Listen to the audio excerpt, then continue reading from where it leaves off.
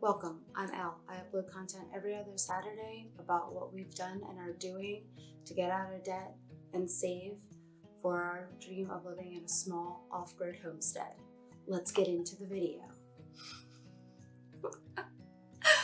Today we are,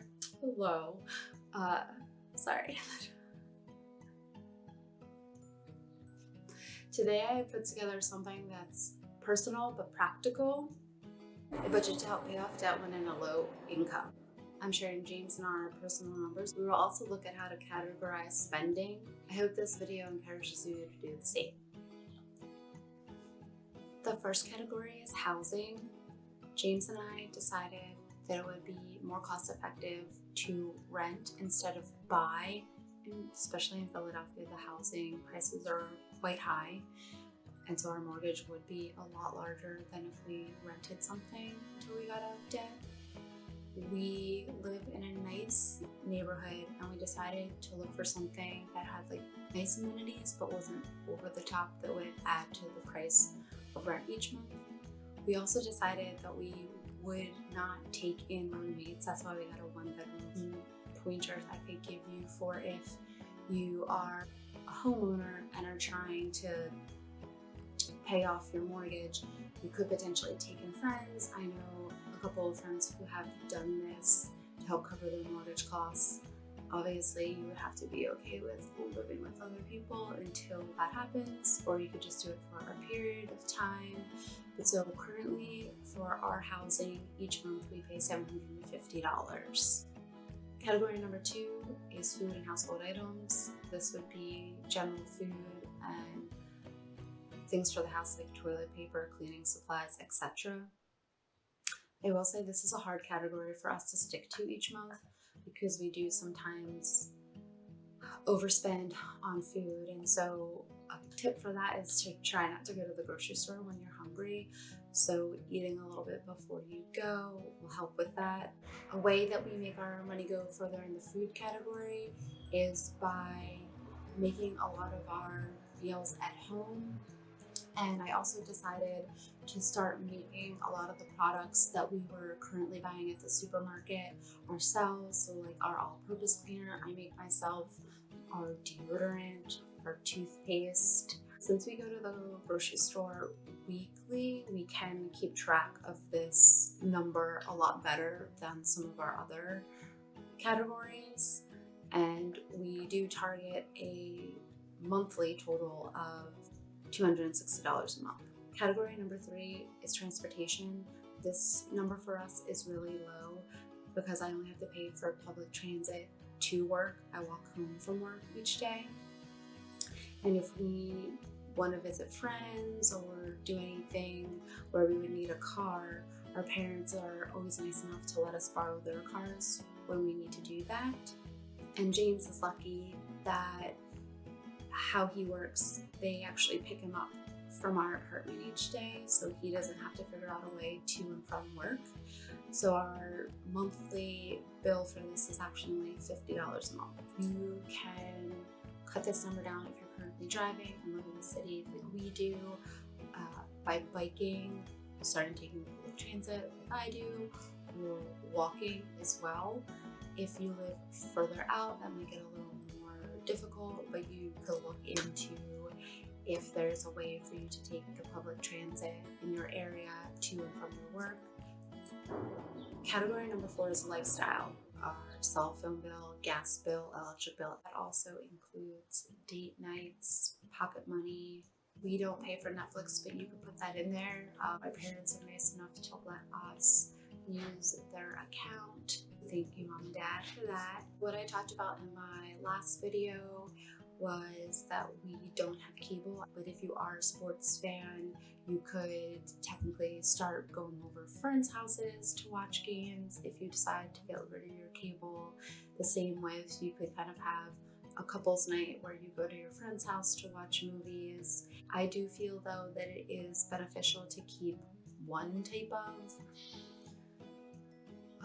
like TV watching subscription. So I think that it's best to kind of look at if you have both like Netflix, Hulu, Amazon Prime, I'm sure there are tons more at this point now that I don't know about, kind of looking at which one you use the most and then look at getting rid of the rest of them so you can kind of cut costs in this category. Keep in mind that you can always start your cable, Netflix, etc. up later once you have a little bit more pocket money to put towards this category. So you can go to the library and rent movies, books, CDs, DVDs. I guess that's movies. It's completely free. For your cell phone bill, I would recommend as well kind of looking at what you're currently paying and seeing if you can reduce that at all, and then kind of going from there. When we started deciding to get out of debt, switched to Cricket because we found that we could still get quite a bit of what we were currently paying, but at a lot lower rate. I also feel like this is something that you could do for a period of time and then switch back to your original carrier. We do something called pocket money. So each of us have our own spending money for this, so we can decide what each of us wants to spend it on each month. So I could decide to spend it on clothes if I wanted to, or eating out with friends and going to the movies. And James sometimes, decides to spend this on going out and having drinks with his friends or games that he wants to buy for his PlayStation. We have $300 in the lifestyle category. And so like a larger purchase would be if we see a concert that we really want to go to, we start saving that up for that so that we can then make the larger lifestyle purchase. Category number 5 is miscellaneous. For emergency items, budget a cost of $142 each month. Category number 6 is minimum debt payments. So in this category, we were actually already on the last loan that we need to pay off. But how we did this was we started with our smallest amount of debt and we paid as much extra to that as we could each month. And then all of the other debt that we had, we just paid the minimum payments on. And then once that debt was paid off, then we put that money that we were paying each month for that towards the next lowest amount of debt that we had. And so we just kind of kept adding and adding and adding.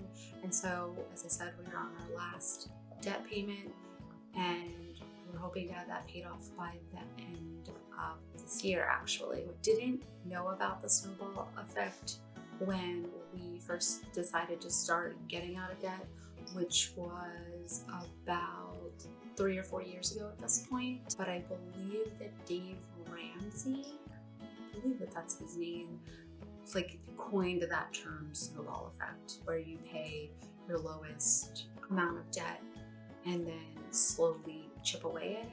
I know other people also look at which debt is the highest interest rate and then they pay that one down first. And so each month for this, currently we are paying $1,611. We also, in our budgeting, don't take into account if we get a raise or work overtime.